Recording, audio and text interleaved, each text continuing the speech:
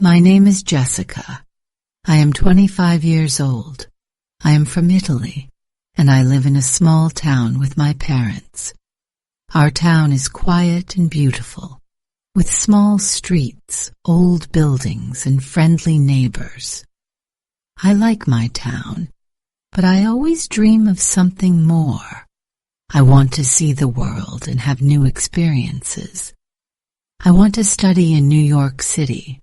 In my town, I study English at a small school. My teacher says, "Jessica, you are very good at English. You should study in another country." Her words make me happy. I start thinking about New York, a big city full of life and opportunities. I imagine myself walking on the busy streets, learning in a real classroom, and speaking English every day. One day, a woman visits our town. She is from a big city in Italy, and she looks very confident. She talks about a school in New York. She says, "This school is amazing. You will learn English very fast. Many students go there, and they all love it." Her words are exciting. She shows me pictures of the school and students smiling. She says, "You can study here too. I can help you." I feel so excited. This is my chance. I want to go. The woman gives me some papers. She says, "Fill out these forms and give me the money for the school. I will take care of everything." I believe her. She seems so nice and professional. I do not think about the risk. When I tell my parents about the school, they do not share my excitement. My father says, "New York is dangerous. You don't know anyone there." My mother says, "Are you sure about this woman? Do you trust her? Be careful, Jessica." I listen to them, but I do not change my mind. I say, "This is my dream. I want to study English. I want to learn and grow." My father looks worried. He says, "Dreams are good, but you must think carefully. What if something goes wrong?" I smile and say, "Nothing will go wrong, Dad. I will be careful." For days, I think about New York. I look at pictures of the city on my phone. The tall buildings, the yellow taxis, the bright lights. Everything looks so exciting. I tell my best friend, Sophia, about my plan. She says, "That sounds amazing, Jessica. I want to go with you. Let's go together." I feel so happy. Sophia is my best friend, and I know she will support me. I start making plans. I dream about the future, and I feel ready to take the first step toward my new life. My parents are still worried, but I tell them, "This is my chance. I will be safe. I promise." I do not know what will happen, but I feel brave. I am ready for my adventure. New York, here I come. The day after I decide to go to New York, I start making a list of everything I need. I write down clothes, books, and personal items. I also include important documents like my passport and the papers the woman gave me about the school. I feel excited, but also a little nervous. I want to be ready for this big adventure. I talk to Sophia about our plan. She says, "Jessica, we need to book our tickets soon." I agree. We check flights online and find one that is affordable. It will leave in 2 weeks. I feel a rush of excitement. 2 weeks is not a long time. At home, I start packing my bag. My mother helps me. She says, "Jessica, Take warm clothes. New York can be very cold. She also gives me some snacks for the trip. You might feel hungry on the plane, she says. My father watches me pack. He looks worried, but he does not say much. Sophia and I meet every day to prepare. She is as excited as I am. She brings her camera and says, I want to take so many pictures. We will remember this trip forever. We also talk about what we will do in New York. We should visit Times Square, Sophia says, and the Statue of Liberty, I add. We laugh and dream about all the fun we will have. A few days before our flight, my father gives me some money. He says, Jessica, keep this safe. Use it only if you really need it. I thank him and promise to be careful. My mother gives me a small notebook. Write about your trip, she says. I want to read your stories when you come back. Finally, the day of the flight arrives. Sophia and I wake up early. My parents take us to the airport. The drive is quiet. My mother looks at me with tears in her eyes. She says, Jessica, please call us when you land. I hug her and say, I will, Mom. Don't worry. At the airport, everything feels big and new. Sophia and I check our bags and get our tickets. We go through security and find our gate. My heart is beating fast. I look at Sophia and say, we are really doing this. We are going to New York. She smiles and says, yes, we are. When it is time to board the plane, I feel a mix of emotions. I am excited, nervous, and a little scared. I wave goodbye to my parents one last time. Then Sophia and I walk onto the plane. As I sit down and fasten my seatbelt, I think about everything ahead. This is the beginning of my dream. I feel ready. Sophia and I sit next to each other on the plane. It is my first time flying, and everything feels new.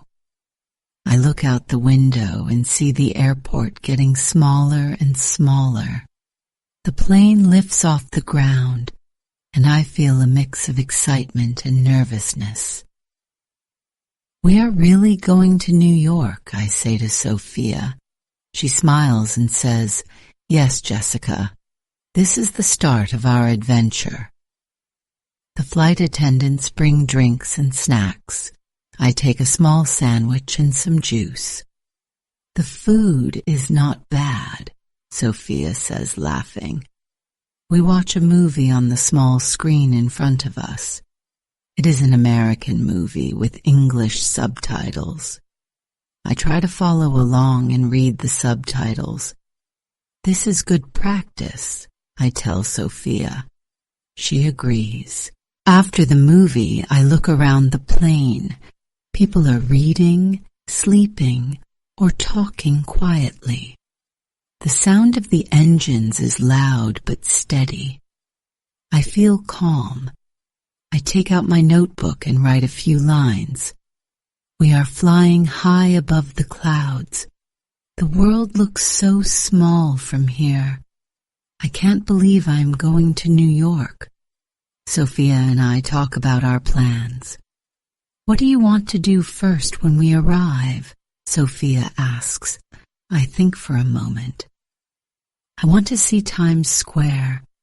I want to feel the energy of the city, I say. Sophia says, and I want to eat a New York pizza. I heard it is the best. We laugh and continue dreaming about our trip. As the hours pass, I start to feel tired. The flight is long, and the excitement is turning into exhaustion. I close my eyes and try to sleep. The seat is not very comfortable, but I manage to rest for a while. When I wake up, Sophia is looking out the window. "Jessica, look," she says, "the lights of New York City." I lean over and look out the window. It is dark outside, but I can see the city lights shining brightly below. It looks magical. My heart beats faster. "We are almost there," I whisper. I feel a mix of emotions again: excitement, happiness, and a little fear. What will happen next? Will everything go as planned? When the plane lands, everyone claps. Sophia and I smile at each other. "We made it," I say. We grab our bags and follow the crowd to the exit. As we step off the plane, I take a deep breath. The air feels different. This is it. I am in New York City. My dream is starting now. When Sophia and I arrive at the airport, everything feels big and overwhelming. The signs are in English, and the people around us speak so fast. I try to listen carefully, but it is hard to understand. "Stay close to me," I say to Sophia. She nods and holds her bag tightly. We follow the signs to get our luggage. Once we have our bags, we take a taxi to the address the woman gave me. I am so excited. "This is it," I tell Sophia. "We will see the school soon." The taxi driver is kind and talks to us. He asks, "Where are you from?" I smile and say, "Italy." He says, "Welcome to New York," and I feel happy. But when we arrive at the address, my excitement disappears. The building looks old and empty. I check the paper again. "This is the right address," I say, confused. Sophia looks worried. "Maybe it's the wrong place," she says. We knock on the door, but no one answers. I call the phone number the woman gave me, but the call doesn't go through. "This can't be happening," I whisper. We stand outside the building for a long time, not knowing what to do. Finally, I realize the truth. "This is a scam," I say. "The school isn't real." My hands start shaking. I open my bag to check my money, but it's gone. "Sophia, they took everything," I cry. Sophia looks scared. "What do we do now, Jessica?" she asks. I don't have an answer. We find a small cafe nearby and sit down. I feel lost. The waiter notices our worried faces and asks, "Is everything okay?" I explain what happened, and he shakes his head. "I'm so sorry," he says. "This happens sometimes to tourists. Be careful in this city." The waiter gives us some free coffee and a little advice.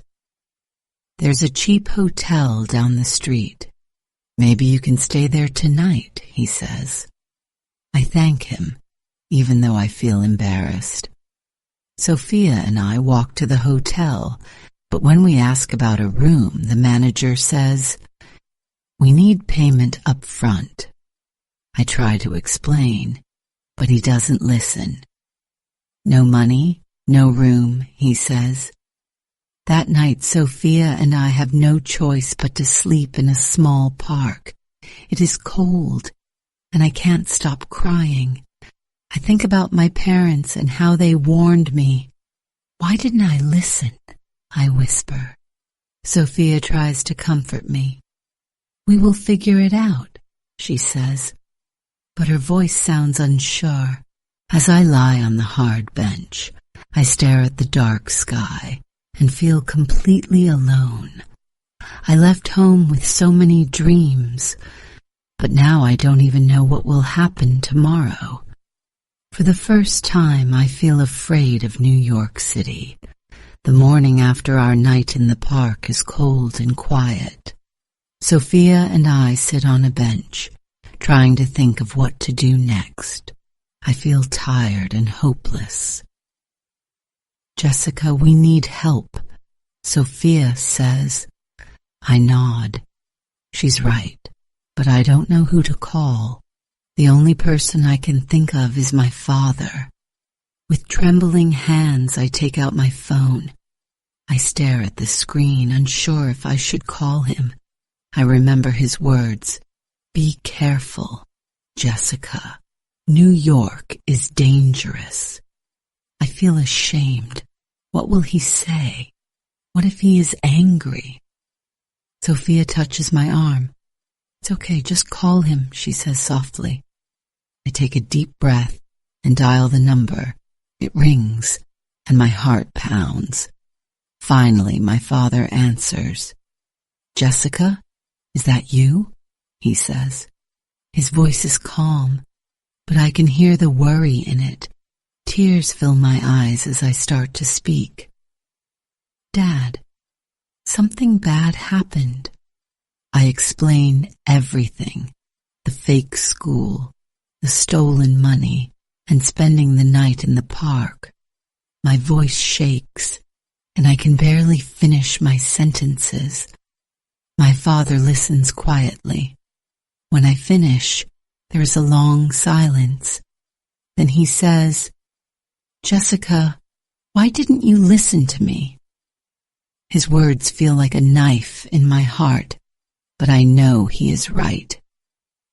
I'm sorry, Dad, I whisper. I didn't know this would happen. He sighs and says, I'm not angry, Jessica. I'm just worried about you. Are you safe now? I look at Sophia, who gives me a small smile. I'm with Sophia. We're okay, but we don't know what to do next, I tell him. My father pauses, then says, I will send you some money. Use it wisely, Jessica. Find a safe place to stay and be careful. His voice is firm but caring. I feel a wave of relief and gratitude. Thank you, Dad. I promise I'll be careful this time, I say. A few hours later, Sophia and I go to a nearby bank to pick up the money my father sent. I hold the cash tightly in my hands, feeling a little safer. We find a small, cheap hostel and check in. The room is tiny, with 2 beds and a small window, but it feels like heaven compared to the park. At least we have a roof over our heads, Sophia says with a smile. That evening I sit on the bed and think about everything that has happened. I made a mistake, but I also learned an important lesson. I open the notebook my mother gave me and start to write. Today I learned that dreams can be dangerous if you are not careful, I write. But I also learned that family will always be there for you. Sophia and I make a plan for the next few days. I still want to stay in New York. I don't want this experience to ruin my dream. We can't give up, I tell Sophia. She nods and says, we came here for a reason. Let's make it work. That night, I sleep better than I have in days. I don't know what will happen next, but for the first time I feel hopeful. After settling into the hostel, I realize I can't waste any more time. I need to find a real school to study English. With Sophia's help, I search online and visit different places in the city. Most schools are expensive, but finally, I find a small language center in a busy part of New York. The name is simple: Learn English Together. The building looks old, but the inside feels warm and welcoming. I meet the teacher, a kind woman named Ms. Taylor. She smiles and says, "Welcome, Jessica. You will learn a lot here." Her English is clear and slow, and I feel hopeful. The class has students from different countries: Japan, Brazil, India, and Mexico. Everyone is friendly, and I feel comfortable right away. Miss Taylor encourages us to speak in English, even if we make mistakes. Every day, I attend class and take notes. Miss Taylor teaches us useful phrases, grammar, and vocabulary. But I soon realized that learning English is not just about being in a classroom. When I walk through the streets of New York, I hear people speaking English everywhere. I listen carefully, trying to understand their conversations. I need to use English all the time, I tell Sophia one evening, not just in class. She agrees. From then on, we make a rule. We will only speak English to each other, even if it feels strange at first.